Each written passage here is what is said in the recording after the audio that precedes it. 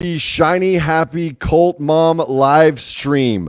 I am here with Christine Faour, author of the book Behind the Dress, as well as a former cult member in the Shiny Happy People cult. Also here with my good friend and former cult member, Brice. We're going to be answering some questions tonight just about what life was like in the Shiny Happy People cult, and especially questions about Christine's experience as a parent in the cult. And with that, let me welcome Christine and Brice to the live stream. How we doing, y'all? Doing all right. Doing good. Hey, Great. Christine, welcome back. All the way from Thank Newfoundland, you. Canada. Thanks for having me.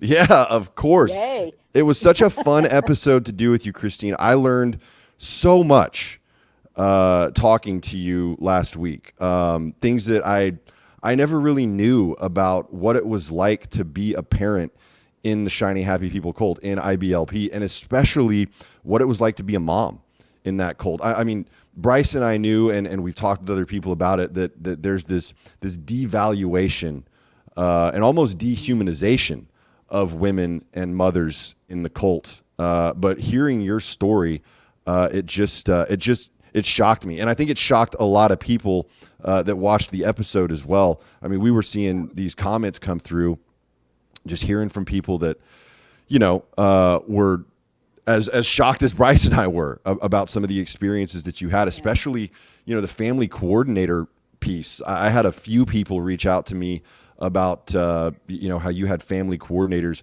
coming to your house, staying at your house for, extended periods of time.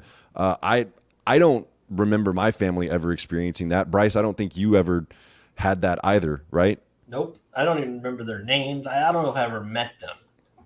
It's just crazy stuff that we had no idea about. The whole application process to get into IBLP and ATI. I mean, that was a new one for me too. And then those monthly reports that y'all were having to do, just really interesting, really surprising, and obviously heartbreaking as well. Christine, what you went through, and what I'm sure so many other women and moms in the Shiny Happy People cult went through. But I think, one of the things that we talked about offline, Christine, was that it's so important to share this message with other people who maybe haven't had these realizations yet, or they're still stuck in some of these old mentalities and might be looking for a way out. Because I know that the story that you shared, we saw so many comments. I think Brice has one of those comments. So we saw so many comments just talking about how this helped people kind of process the trauma that they had been through. Yeah, absolutely. So I go was ahead. quite happy to talk about all that for that reason, because there were only two reasons I wrote my book. One was to get it out of my system, and two was I was just hoping it could help some people. And so if writing my book has brought me here and being here has helped some people come to certain realizations, then I'm good. I feel great about that. That's fantastic. And I think it's absolutely done that for people. Yeah. Christine, we've gotten so much good feedback on the book as well. I know a bunch of folks that watched your podcast episode promptly went and bought your book from Amazon. Yeah. Once again, it's called Behind the Dress. It is available on Amazon, and it is an incredibly interesting read from what I've read. I have not read the entire thing yet. I've read portions of it. I haven't read the whole thing, but plan on doing that as well. And for those of y'all that are live with us right now, we're going to be answering your questions tonight.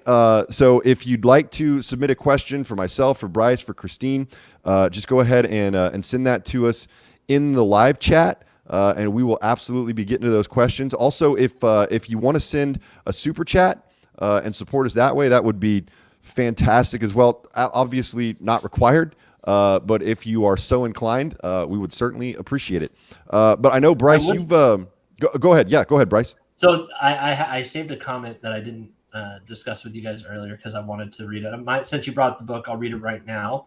Okay. So I got this comment. It's out of one of my private Facebook groups.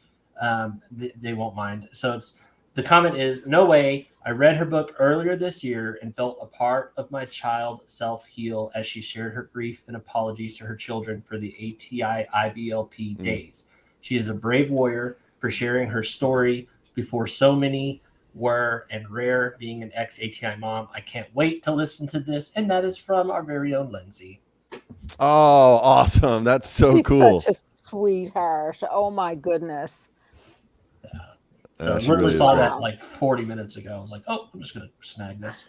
That's so cool to hear. And I mean, I feel like that's been the sentiment from a lot of people, Christine, is, you know, kind of, especially for a person like me, right? Where I knew that my mom suffered in this cult, but at the same time, I always saw her as the advocate for the cult as well. So a lot of times I didn't stop to think about what she was going through or what she was feeling. Right. You know, and as we've said, it's not to justify, you know, being a part of this cult or decisions that were made, you know, while we were in the cult, but it certainly gives some context, adds some clarification, and maybe, you know, provides a road to forgiveness and repairing relationships. Yeah, absolutely. And I mean, you know, the thing is too, is, you know, like, even though parents might have looked like they were being advocates for the cult and all that, for myself, I was just doing what I was told. You know, we'd go to Knoxville to the seminar, we'd get all these directives and whatever, and we just did what we were told. And whether that was disciplining the children or, you know, using these wisdom booklets or whatever, we were just doing what we were told. And that was whether we liked it or not. You know, like, some people loved it, I guess, but, you know. Well, you were sharing a story with me about music. And if you could share that with the folks in the live stream, because I think it's a microcosm of the larger problem within the cult, right? About just having to follow these arbitrary rules, especially if that rule was coming from your authority figure or your husband, right? Can you share that? Yeah, sure. Well, I mean, as people in the cult knew, we were not allowed to listen to anything with a rock beat, and basically anything that would incite loss of control or make you tap your toes. Well, I'm from Newfoundland, and in Newfoundland, we have lots of jigs and reels and rollicking type of music. And when we got into ATI, we purged the house of all our rock music and that type of thing. But I kept my Newfoundland music because that's part of me. It's part of who I am and where my heritage and where I come from. And my husband's clinic was in the basement of the house, so he could pop upstairs at any time. And I do remember one time I was just having some fun with my kids, and, you know, one of my kids then, he was 2 or 3 years old, and I took him up in my arms and I put on this Newfoundland music, and we started twirling and dancing around the kitchen, and we were laughing our heads off and shrieking, and we were just having such a wonderful time. And my husband came up the stairs and he says, "Turn off that music." He says, "That's not godly music." And I turned it off, and the house went quiet again. And I just went back to whatever I was supposed to be doing. And, you know, I've never forgotten that, because it really bothered me. That was my heritage. That was who I am and where I came from. And I thought, surely God would not want me to give up where I came from in favor of following Bill Gothard. So it was hard. Yeah, you know, it's so interesting to me, because anyone that grew up in the cult, like you said, they know we were not supposed to listen to rock music, right? I mean, that was an absolute hard no, right? Yeah. And really, the only approved types of music were hymns, some gospel music, as long as it wasn't, you know, too rock and rolly, right? Yeah. And then any music that the training centers produced, right? And Brice has all kinds of experience with that, you know, being in the choir. And almost any music produced pre-1800s. Right? Yeah, that's a really good point. That's a great way to say it, because I mean, anything by Bach or Mozart or Beethoven, well, Beethoven maybe That might have been a little too modern, even. Yeah. But the classical composers, that was always okay to listen to, and as a matter of fact, it could really enhance your attitude and your spiritual well-being by listening to that type of music. But that, like I said, was just a microcosm. That story that Christine told is an indicator to me of just how controlling and manipulative this cult could be. Because here you are just listening to innocent jig music, and because your husband arbitrarily decided, you know what, no, that qualifies as rock music, it's done. We're shutting it down, right? Yeah. And you just had to listen and obey, right? And it's just I know how discouraging it must have been for you in that moment. Oh, it was like he burst my balloon. Right. It was horrible. Mm-hmm. And I just, oh well. But imagine that compounded infinitely, right? Where it wasn't just about the music, it was about the way you dressed, about where you were allowed to go, about who you were allowed to talk to, about what you were allowed to talk about. I mean, it wasn't just the music, it was your entire life that was controlled in this cult. Step one of cults, Christian cults specifically, I'm sure most of them is, all right, first, ladies, sit down, shut up, and do what you're told. That's just like step number one. Mm-hmm. And they're like, well, what should we do? It's like, oh, no, we'll tell you what you're supposed to do. Don't worry about that. Yeah, pretty much. That's exactly right. Wanted to thank Cass real quick. I'm sorry. I wanted to thank Cass for these really kind words. Davey and Brice, I love your conversation on the podcast. You're both great at speaking to all these issues. Keep doing what you do. Thank you so much for that support, Cass.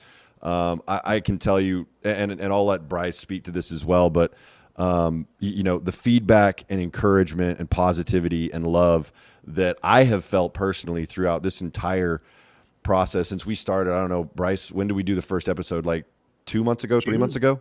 Sometime in June. Sometime in June. Something. It's been inspirational. And what's been even cooler for me is hearing all the people just like have responded to Christine's book, where it helped them disentangle and deprogram in unique ways.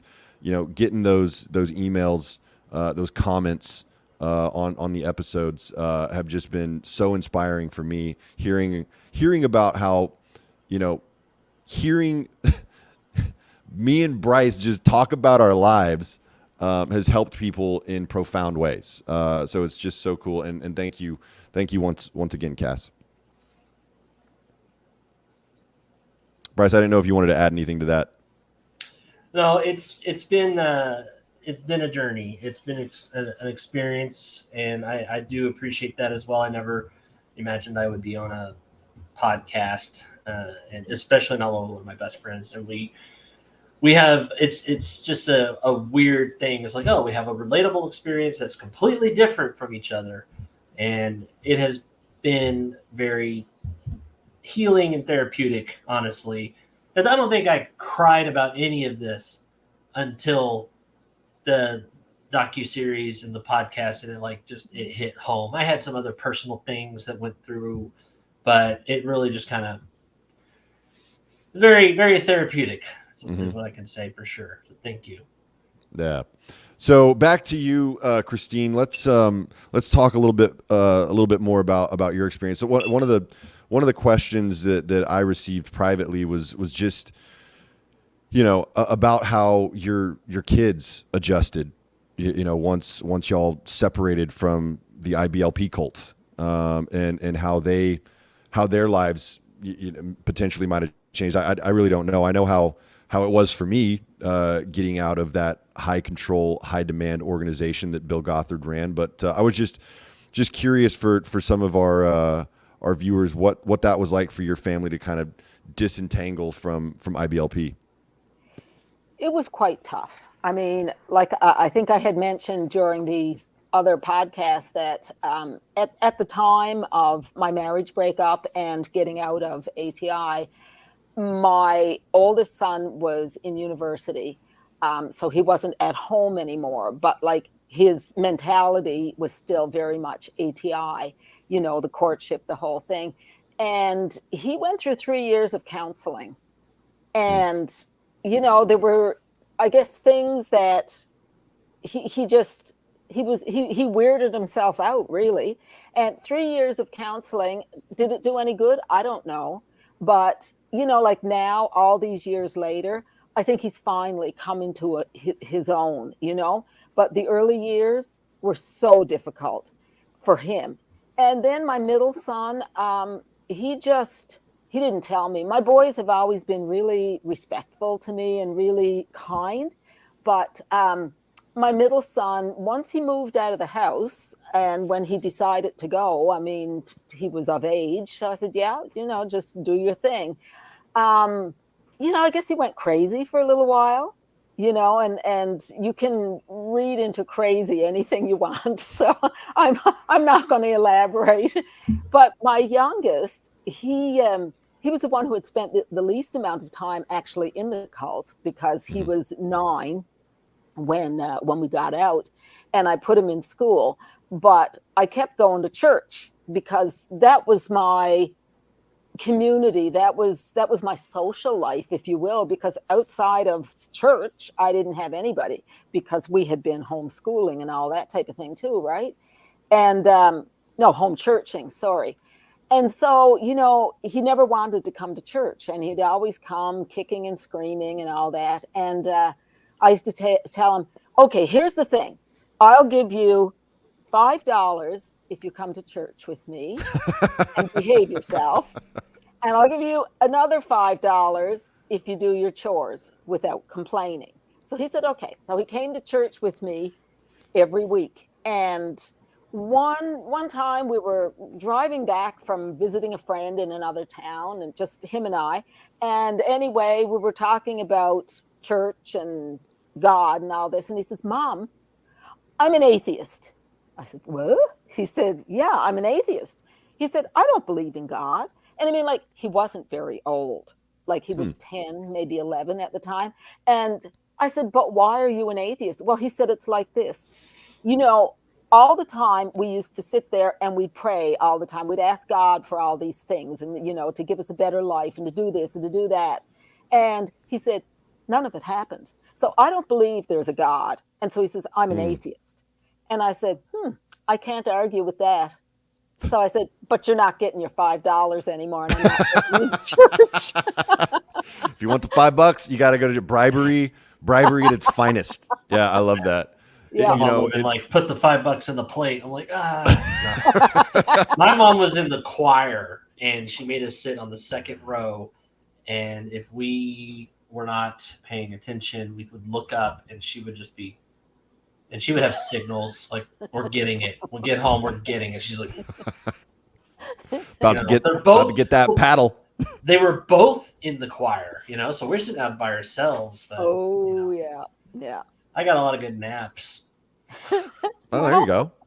Actually, speaking of the paddle, Brice, I think that there was a comment from YouTube on the episode that you'd kind of singled out to talk about, right? Yeah, we got a couple of comments here. As is the norm, there's always going to be some different opinions, of course. So sure. We did have somebody post, how do you not know showing an abuse victim a paddle is like bringing back a nightmare? Oh, I'm sorry, it's not funny. This is, of course, referencing when you found the paddle after you had moved, and your kid was like, that's not funny, Mom. And,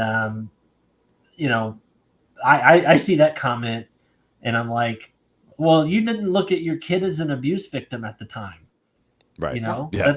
That's not what if you had thought of your child as an abuse victim from these treatments, when you came across that paddle, you would have hidden it away, or it would never have come and seen the light of day. But thankfully there is another comment. Says, I really appreciate the way she handled the situation with the paddle. It makes such a difference to pause and realize the impact those ideas and systems have on kids. She could have gaslighted and said, oh, it wasn't that bad. but she didn't. She paused and owned it and apologized. I wish my parents could have that reaction when I tell them of harmful things done when we were kids due to religion. It's so important. Mhm. People need to understand it's just not acceptable in the society to make a mistake, own it, apologize sincerely, Yeah. and try to move forward. It's like, no, you made a mistake. That's it. Done. It's like, Bang. people are human. That's the People thing. are human. And I think that's the important point, right? And we were talking about it earlier, Christine, how, you were told don't listen to that music, and you listen and obey, right? Well, it was the same thing with punishments in the cult. Yeah. Right? Michael and Debbie Pearl were the authority on punishing your children, right? Now, absolutely, looking back, we can definitely see this was plain and simple abuse, and we talked about it in the episode, right? But while we were still in the cult, everything was so controlled.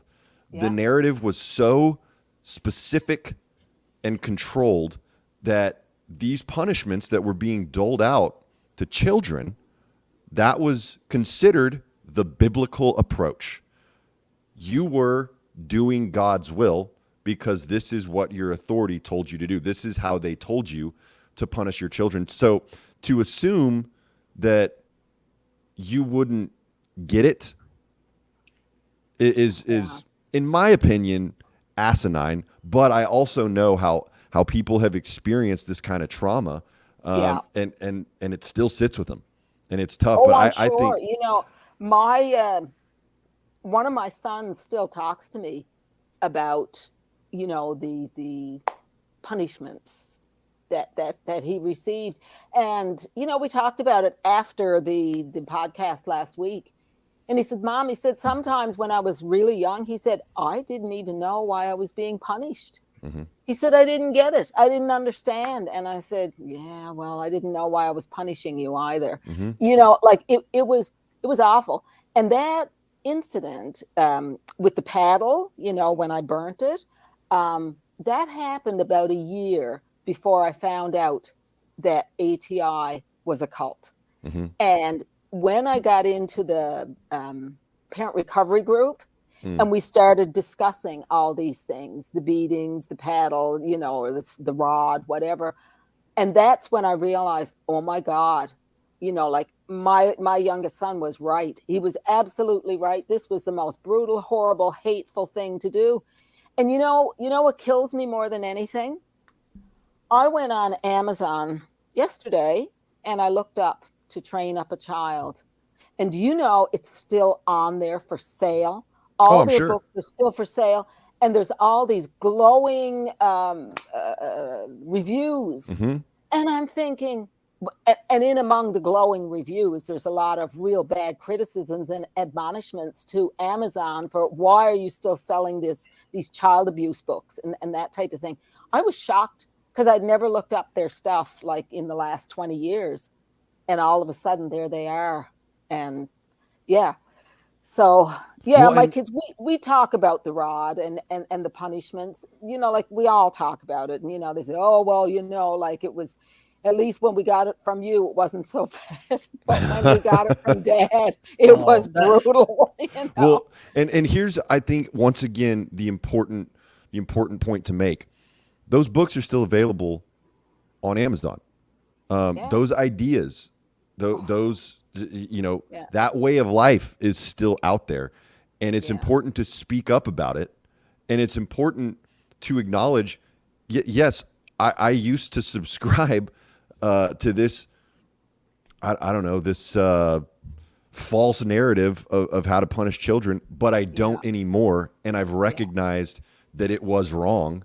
And I have since made those wrongs right with my children. And I think that's the most important point here. Oh, yeah. And by talking about it, you shed light on it, and you hope that there's people that hear those stories, that hear your experience, that have a change of heart potentially.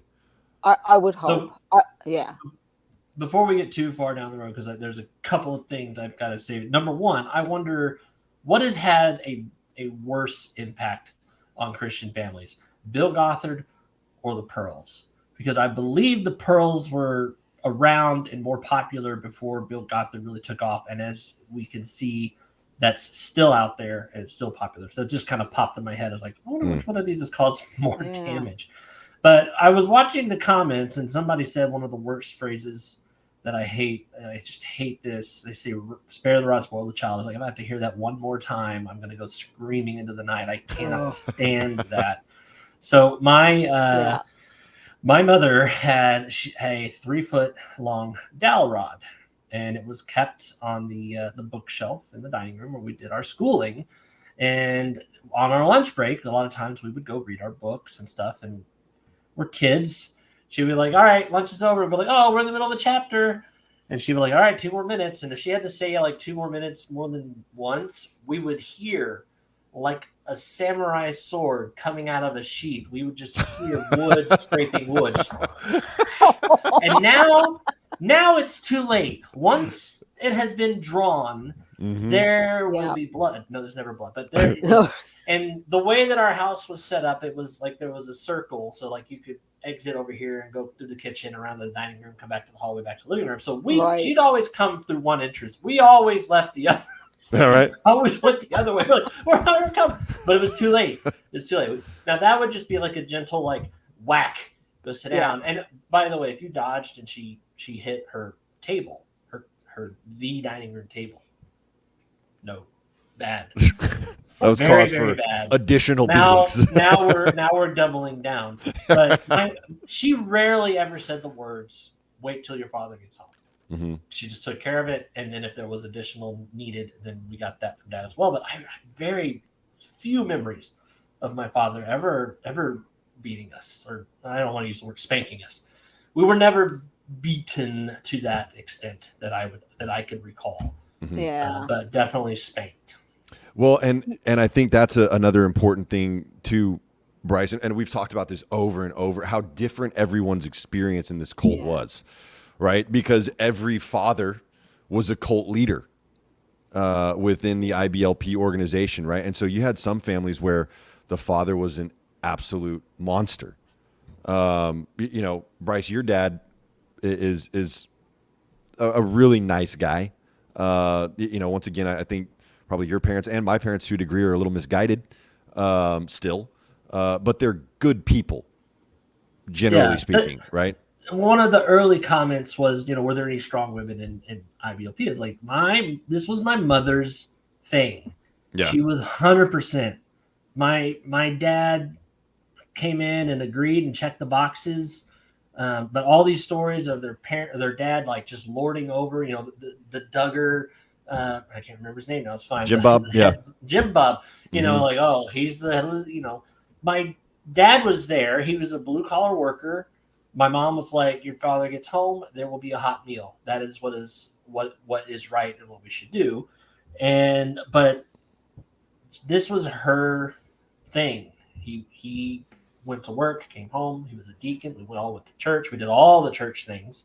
Yeah. As I've said before, I got to experience bullying at church because I didn't have high school. But, it was so weird. It's to hear all these other versions of how things went down. And so you had some families where it was similar to Brice's experience, probably.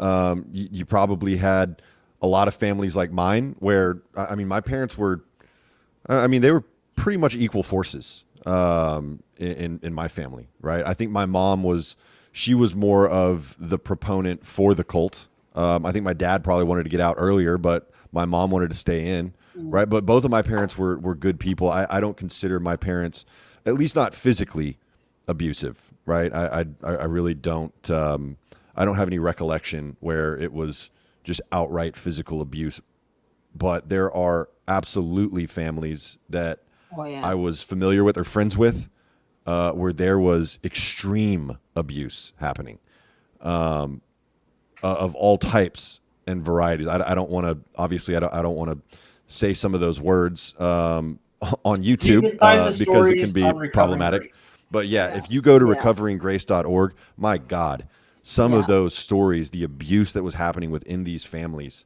that called themselves devout Christians, the chosen people. I mean, Yeah, it is horrifying, it absolutely is. horrifying. And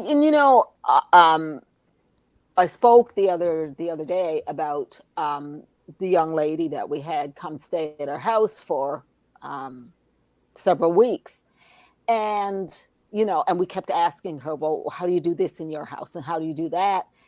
And that's when we found out that her 16-year-old brother was still getting the rod. Mm-hmm. And I was horrified. I thought, well, like the rod is for little kids, or maybe up to 10, 11 years old, but 16 years old, like this is a man. Mm-hmm. And I receiving. Yeah. sorry, go ahead, finish. I have something to add about this. Cut. Okay, go ahead. No, I was just going to say Well, receiving the rod, Yeah, it reminded me. I actually remember the last spanking I got. Really? Yeah. I don't remember how old I was. I'm going to say probably somewhere around 11 or 12. And I remember it because, and I'm definitely snarky now. It had to have been 11 or 12 when my hormones were kicking in and the snark factor went through the roof. But like, I don't think I said the words, but I vaguely remember like standing up and looking at my mom like, we good? Done? Yeah. That it? She realized, oh, this isn't effective anymore. Right. he didn't. This, I don't think this hurt. And I think that my mother was like, I'm not going to see if I can make it hurt. I'm a big guy. I had a growth spurt. I was getting big. And I think that she realized that if I was going to actually feel it, that she was going to have to really lean into it. Mm-hmm. And that was a limit that she wasn't going to go through. Yeah. I also have a vague memory where I stuck my hand out once and broke the ruler. But very Bruce Lee. I was very, very proud of that moment. Yeah. There was there was another comment on YouTube that I also wanted to address, Brice, and you might be able to find it and read this verbatim because I'm going to paraphrase a little bit. But basically the comment, the gist of it was these people were not following the teachings of Christ. They were not true Christians, et cetera, et cetera, et cetera. And Brice, if you can find that to read it, it's one of the most recent ones. And I wanted it hiccuped on me. I didn't hear your question about. Oh, I'm sorry. It was a comment that the gist of it was these people weren't true Christians. They weren't following the teachings of Christ. This is not real scripture, right? I think I remember that. And I just want to address that really quick because I think this is another important aspect of how we grew up and the environment that Christine grew up in. The Bible is a very interpretive document. Mm-hmm. And while someone on the outside, objectively speaking, might look at what we were doing in the cult and say, wow, that's not Christian at all. Well, based on our interpretation, it was. Yeah. And I think that's a larger problem, Christine.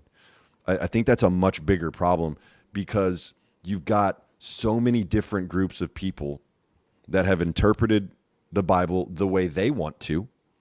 Yep.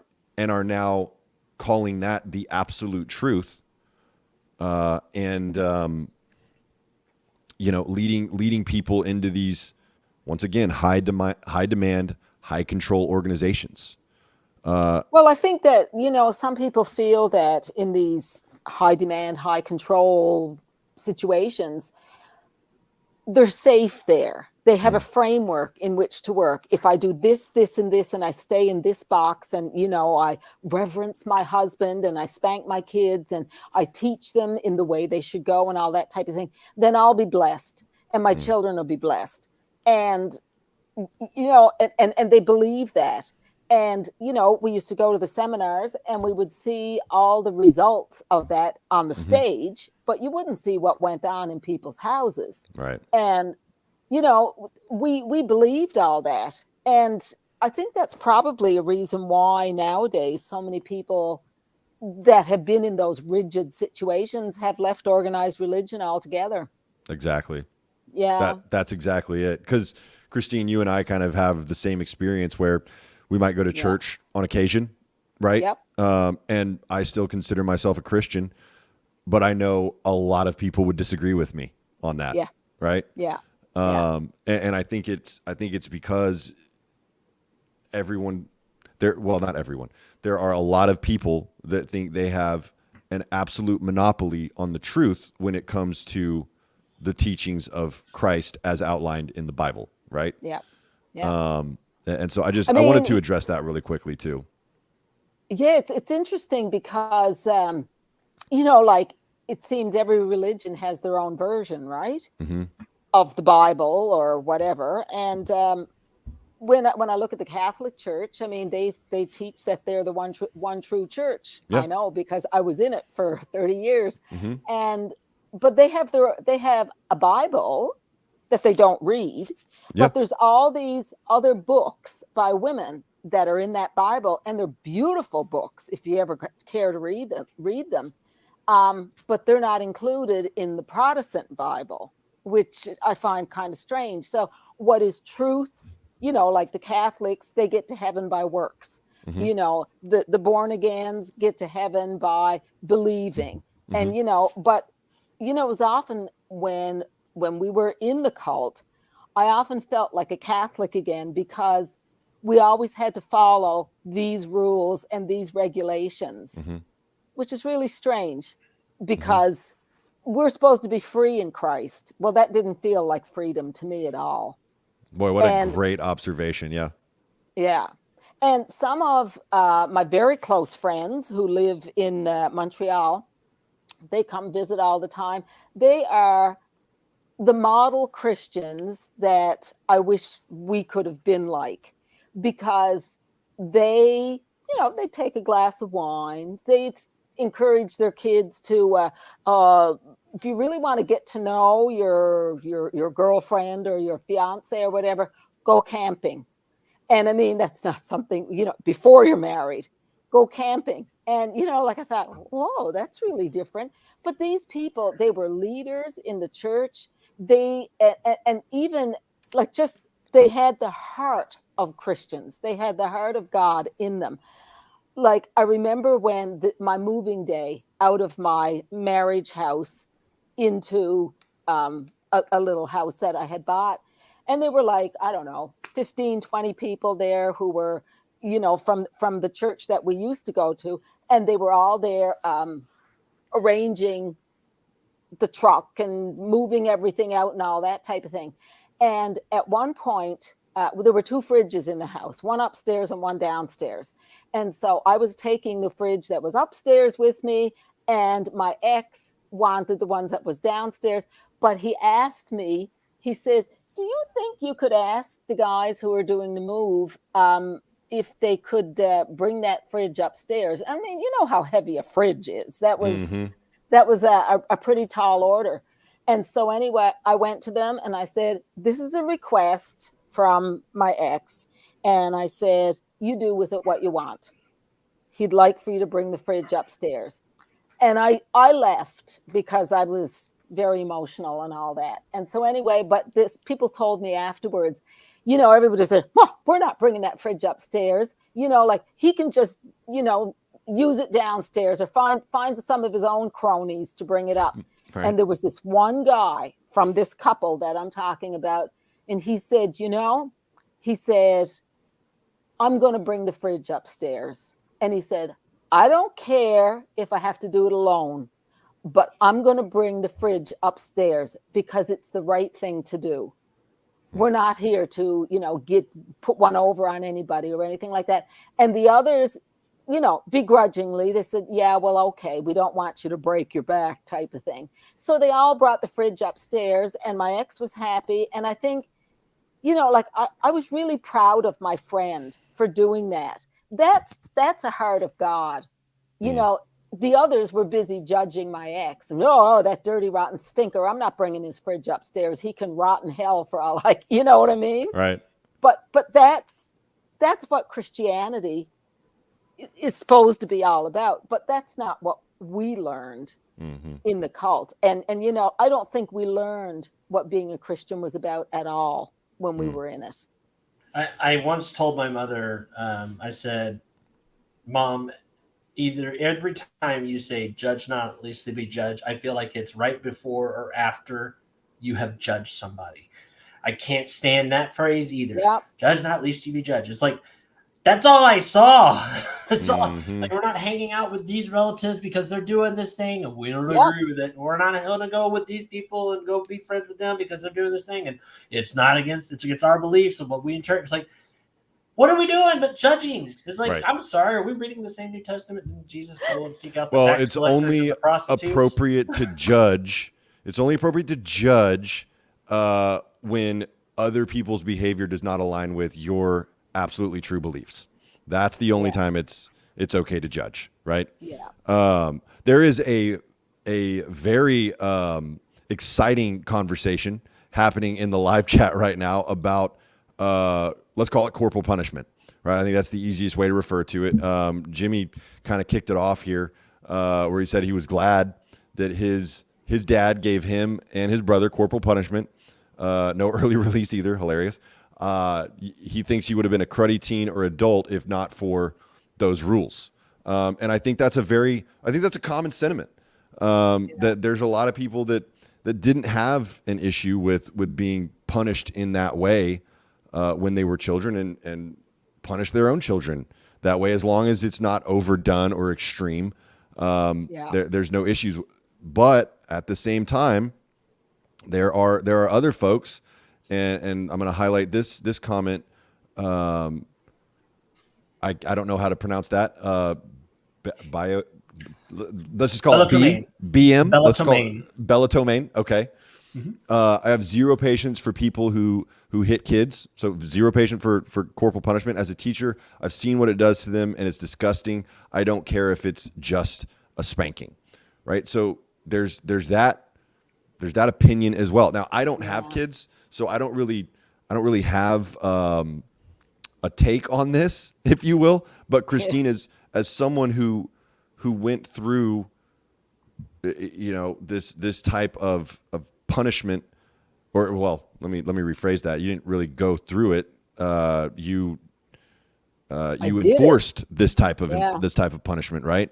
What are your thoughts on spanking or corporal punishment or whatever you want to call it? Discipline. Well, at the risk of making enemies, I'm all for it.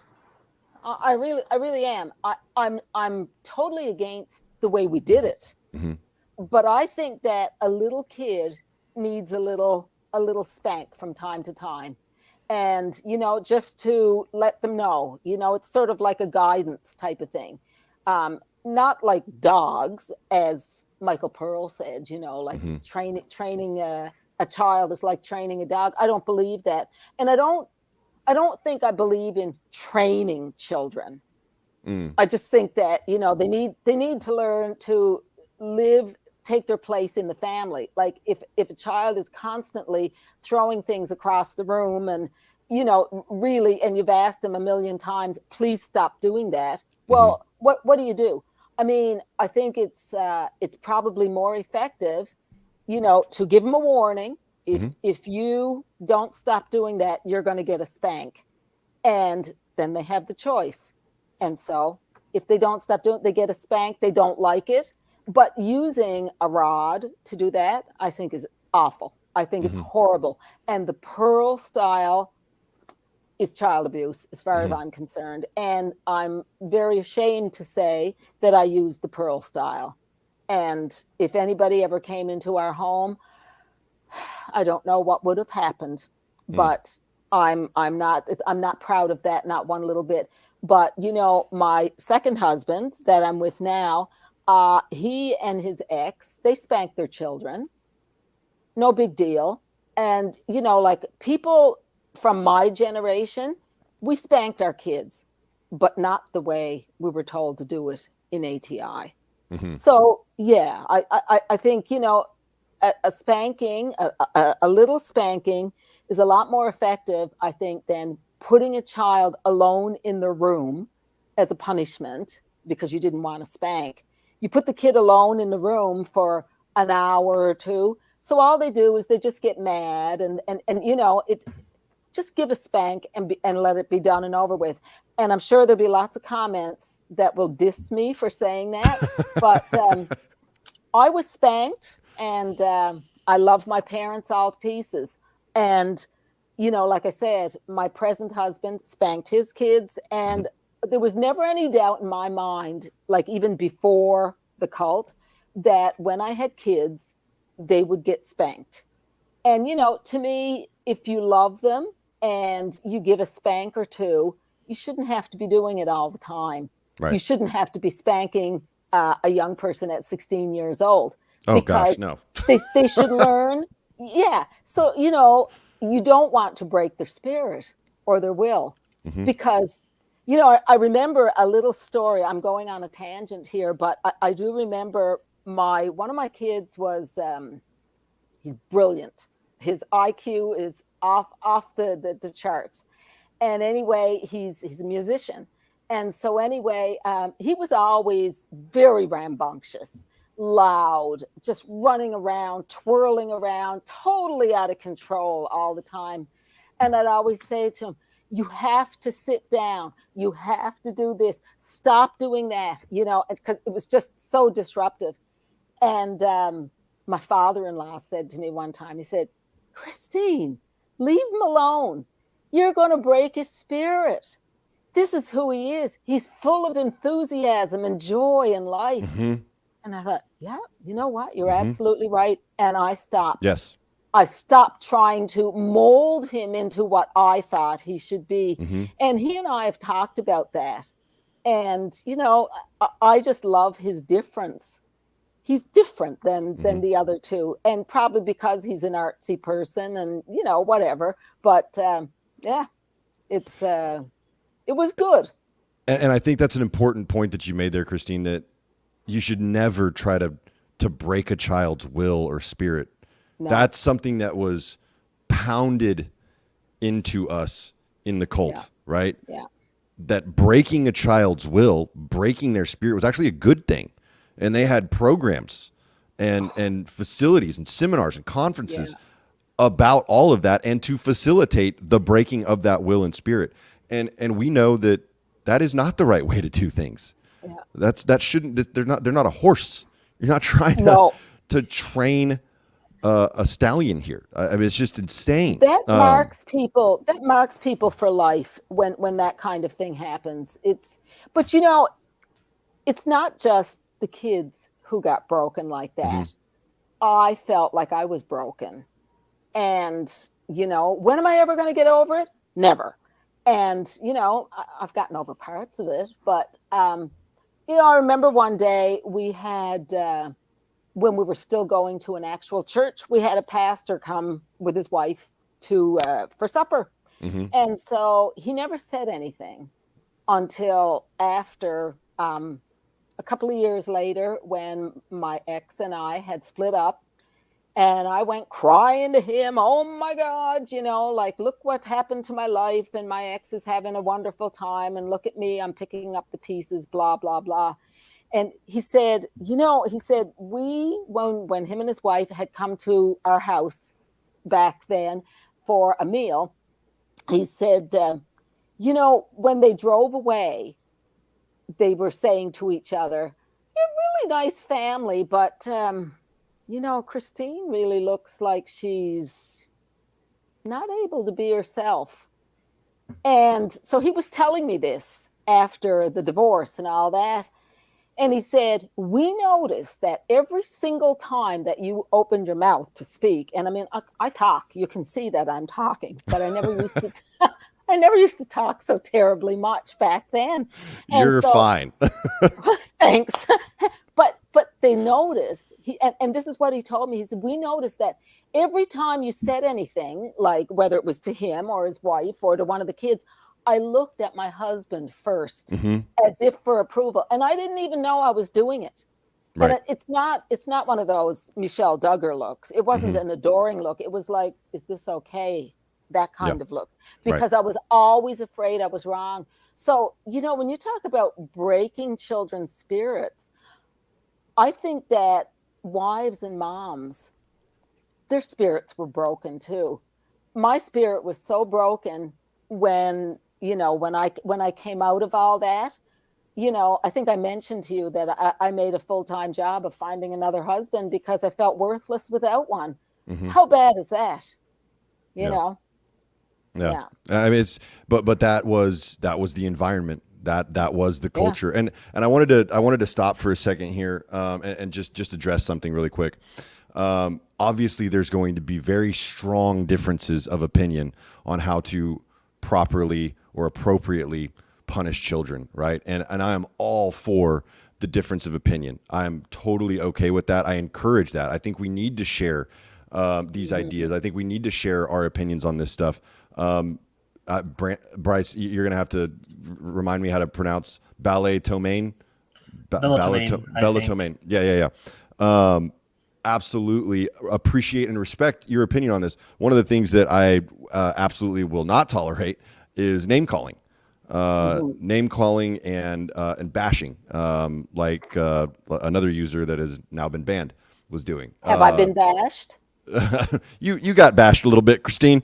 But yeah, that I won't tolerate that. No. And so just, as an FYI, absolutely want to promote different ideas, discourse, discussion around this kind of stuff. And these are difficult subjects to talk about. And I don't think anyone has it fully figured out. No. But I mean, I could have lied and said, oh no, spanking is bad. Sure. You should never lay a hand on you're your just children. sharing your opinion on this. Well, that's my opinion, and I'm entitled to it. Absolutely. Another way to look at this is one could say not spanking children as a form of discipline is such a new concept. Yeah. Because if you just start from the mid 2000s and go back to the end of time, I guarantee you they have been beating children this whole time. It's just, it is now in the, way olden days or whatever. I mean, it's life or death, and they don't have time for children not getting up and going and milking the cows. And I'm not excusing it. I'm just saying, times have changed. But, I'm watching this happen. My niece and nephew are not spanked. Okay. They're not. And you know what? It's the harder choice. It's really hard. My nephew is so freaking smart. He's like, he's coming up to almost 10 now, and he's become extremely literal. Children, they just become super literal. It's like, do not put that glass of milk on the table. And like 30 minutes later, I told you not to put the glass on the table. Well, you said glass of milk. This is a glass of water. And you're like, here we go. Okay. And so what I like to do in his presence is I like when they're trying to tell him to do something or stop something, and they'll say something very, very vague, I will then repeat it in extreme alliteration. Do not take your feet and put them on the cushion of the couch of which you is sitting now, and jump up into the air and land upon the floor which has a rug on it with carpet. Which he laughs, but he doesn't do it. But so it's very hard to do. I don't actually remember what their rules on spanking. I know that if it's done, it's so rare that I don't remember. I've never seen it. Yeah. And it's just they I don't think they do it. It's one of those things that we came out of this concept that you definitely beat your children, spank your children. And how do you learn to discipline your children to, I don't want to use the word train, guide your children, like, hey, we're in a society, we're in a family group, we all live here together. We can't just take somebody else's food, or we can't steal candy, or we can't hold the glass of milk and jump on the couch. I think I've seen them explain it. Like they sit down and be like, this is why you can't do that. This is what happens when you do that. You can hurt your sister, whatever. Mm-hmm. Yeah. And helping them understand, giving them that explanation. Right. But I also think it's important to remember that spanking was not just part of the IBLP cult. It wasn't just part of fundamental Christianity. It wasn't just part of Christianity. This is Society. something that exists in Yeah. society at large, right? Yeah. So yes, there are going to be a lot of different opinions. I just wanted to, address that and make sure everyone understood that I appreciate and respect your opinion. I appreciate and respect Christine's opinion, Brice's opinion, even though he doesn't have kids and neither do I. So we really don't have much of a say in this, right? Any more than Bill Gothard did, because he was never married and he didn't have any kids. So absolutely encourage the discourse, very much discourage any kind of bullying or name calling. Oh, no, you have to be respectful. Yeah. And, I was going to say, I think that if you can raise your children to be decent adults who can support themselves and be respectful to others, and if there was a spanking or some kind of discipline along the way, but if you've come through it all and your children have come through it all and they love you and respect you and they think, the sun shines on your head, I think you did something right. Like as parents, I don't think that we're perfect. I never ever said I was. But, parenthood is something that, however you get through it, you did really well, and well, if you're still speaking with your children, yes, if you have a good relationship with your kids, exactly. Because we're all just kind of figuring this out as we go, Exactly. I'm so glad I don't have kids because I know how miserably I probably would have failed them. I wanted to get to a couple other questions here that folks submitted earlier in the chat. This one I think is really poignant. How many women really get out of this cult? Many of the survivors that optimism is a force multiplier, many of the survivors that this person knows say they've gotten past the teachings, but they're still wholly dependent on husbands financially were they to become widowed. And I think this is, such an interesting concept, right? Because one of the missions, I think, of IBLP was to create weak women. You have to be dependent on your authority so that they can control you absolutely. So, Christine, I'd love to hear how you kind of made that adjustment, because you said you bought a little house and you were able to provide for yourself and your family after you left your ex-husband.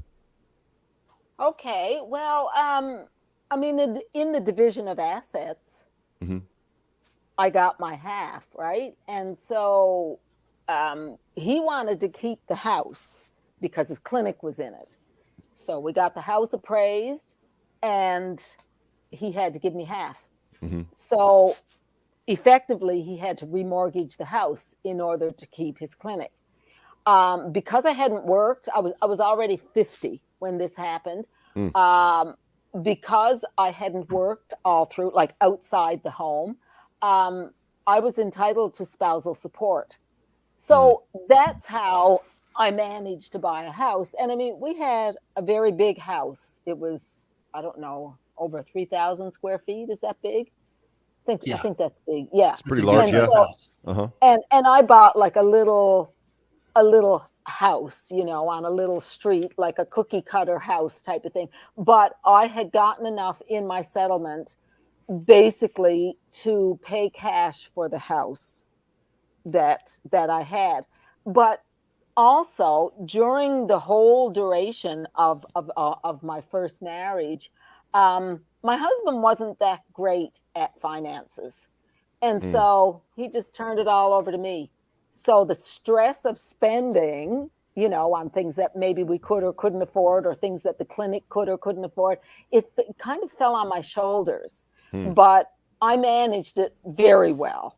And so I think he was really glad of that, because after we split up, I think he had a little rough time with his finances, and it didn't work out. So for me, I wasn't financially helpless. I had a university degree. I had been a school teacher. I got what I was entitled to in the divorce, which I was going to end up in trouble before too long, financially, because I couldn't work. I could not work because I was so traumatized. I was so depressed. I spent my days staring out the window crying. Like I wasn't fit to work. And, eventually the last year before I moved to Nova Scotia, I got a job at a lavender farm. And, it was just a minimum wage job. I would never have paid the bills with it, but it was so peaceful and so nice. And I realized, okay, with this little bit of savings and this little bit of income, I think I'm going to be okay, type of thing, and eventually I'll sell the house and whatever. But, yeah, so financially, and even since then, like now I'm in my second marriage, and, second marriages are, he got 3 kids, I got 3 kids, so we kind of keep things separate because we each brought some things, into the marriage. And, I don't think I've ever made a bad financial decision. And That's impressive. I think a lot of because I've made some doozies. It's true. Well, something, I have to say that, a lot of the financial teachings of the seminars, I thought they were great because Staying out of debt, controlling your spending, having your budget. Sure. Yeah. Yeah. Yeah. And I mean, Honestly, I taught them to my kids, and they do them too. And yeah.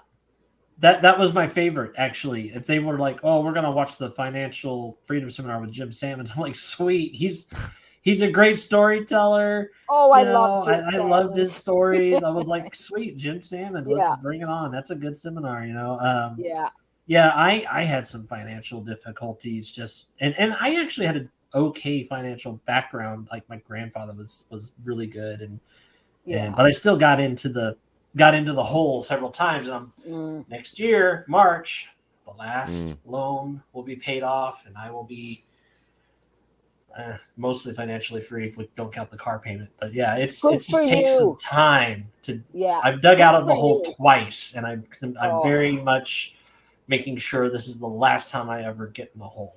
Well, and I know that question was about a woman that is financially dependent on her husband, right? Because that is how this cult is designed.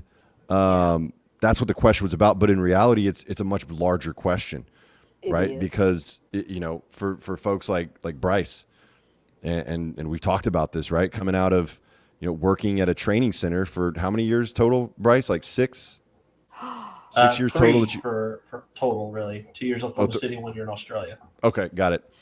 And then you had some on and offs at other places, right? But for women, if I could just say, for women though, like I have a friend, not in ATI or anything, but she found out that her husband was doing some things that he shouldn't be doing. And I said to her, do you have a credit card? No. Do you have your own bank account? No. I said, I think it would be a good thing for you to get that right now, because if things fall apart, you have no credit rating, no credit card. You can't get anything.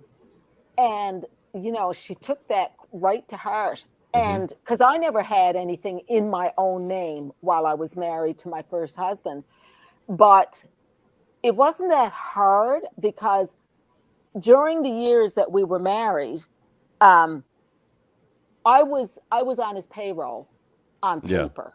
Yeah. So I actually received a salary. Therefore, because I had received a salary, I was eligible to get a credit card in my own name. But my friend was not. Yeah. And I said, you do whatever you have to do to get a credit card and open a bank account and put money in it, because that's your security. And a lot of kids coming out of this cult too, Christine. It's kind of a similar concept, right? Where you were encouraged to start your own business, have a family business, have a home business, right? You don't need to go get a corporate job. You don't need to go to school. You don't need to do any of that. because you're going to have this sustainable business mowing lawns for the rest of your life, right? And it just doesn't work that way. No. And it doesn't work that way all the time. Sometimes it does, and that's a great thing, right? But a lot of times you had these young adults coming out of ATI with zero financial prowess, right? All they really knew how to do was budget, don't go into debt, those two things. Yeah. They didn't get the credit cards. They didn't know about credit scores, how to build your credit score. They knew nothing about any of that. Yeah. And so you've got this 20-something-year-old kid that's never really experienced the real world, has no financial knowledge whatsoever. That's right. And they just get thrown into the mix, right? And I know it took me a little bit to figure out how to swim, right? Because and there were a couple times that I sank, right, momentarily. Fortunately, I was able to paddle my way out. But and the other fortunate thing for me is my dad was very insistent on college education, and having a job. Yeah. But not everyone's family was like that. No, I have because to a lot of say- them were afraid Yeah. to have their children. Like, I knew a family, we were in Quebec. They didn't want their 18-year-old son to take evening course to learn to speak French because of the bad influences. Right. That Exposure would be there. to worldly evil people. Yeah. But you can't get a job unless you speak French. Yeah. You know? So you're kind of hamstrung in a situation like that. Yeah. Brice, what were you saying, Brice? I have to say, my sister was the major rebel in the family because she was very independent-minded, and she's one of the most logical people I know. And I swear, as soon as she could get a driver's license, she had one. She found a job. It was like secretary for another ATI family. As soon as she could start working, she was working and making her own money. And next thing you know, she'd bought her own car, and which was really great. She would take me to Taco Bell, and It was a Saturn. and that was our.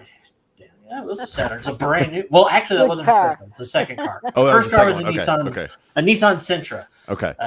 Dr. Pepper Maroon. But and she just, I don't think that my sister has ever dug herself in a financial hole. She was always, and I think, and part of it is just my parents, they up and down fighting the credit cards. And I wish I remember telling myself, oh, I'm not going to do that. I did it. It happened. I know how it happened. I know why it happened. And I know why it happened the second time, but I'm not with that person anymore.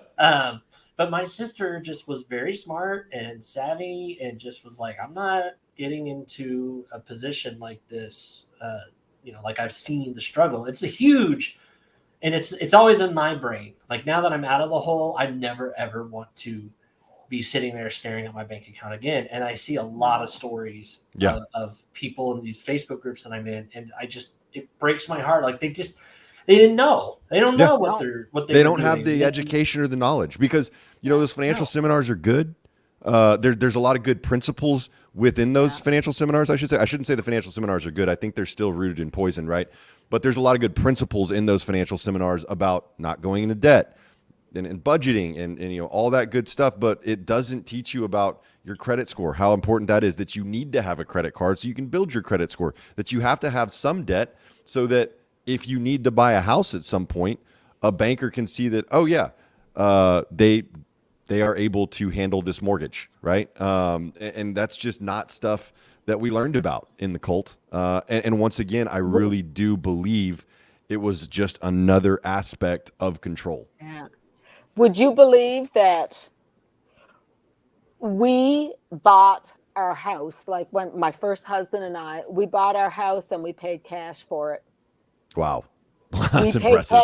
We paid cash for our house. Wow.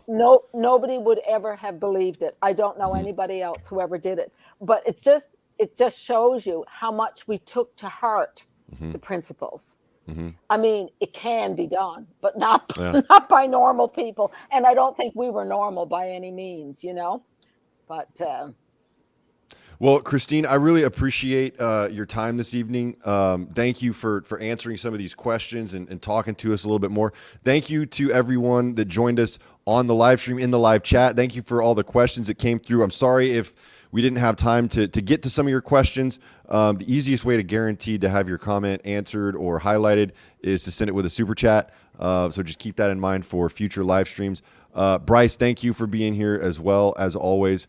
Really appreciate it. And we will be back with more about the Shiny Happy People cult. But I did want to tease something really quick because Christine talked about the Catholic Bible and how there were some books in the Catholic Bible that are not included in the traditional born-again Bible, right? And Brice and I are going to be talking to a lady about this very subject in an upcoming podcast that I am extremely excited about, all about the lost books of the Bible. And I know there's going to be a lot of people that are going to have a problem with even us discussing it. But once again, these conversations, in my opinion, are necessary to have. Christine, I've got all of your social media information in the description for this live stream. If y'all could please like and subscribe from this live stream, from this episode, we would appreciate it so much. Go and follow Christine on her social media as well, and be sure to check out her book, Behind the Dress, on Amazon. Christine, any final words? No, I think we're good. I've really enjoyed these chats. This one was a lot more relaxing than the last one. I mean, I'm sitting back before. A little more free form. Yeah. Well, we just appreciate you so much, Christine. Thank you for taking the time to talk with us. Thank you for sharing your opinions and being so honest and direct, even when it might not be the most popular opinion. Those are the thoughts that I appreciate the most. Brice, any final words from you, sir? Again, thanks everybody for watching. Thanks everybody that went out and bought the book or read it before, and we're very excited to have a chance to chat. So that's excellent. Thank you so much. This has been great. Thank you, Christine, and we will see y'all again very soon. We love you so much. Have a great night. Cheers. Bye-bye.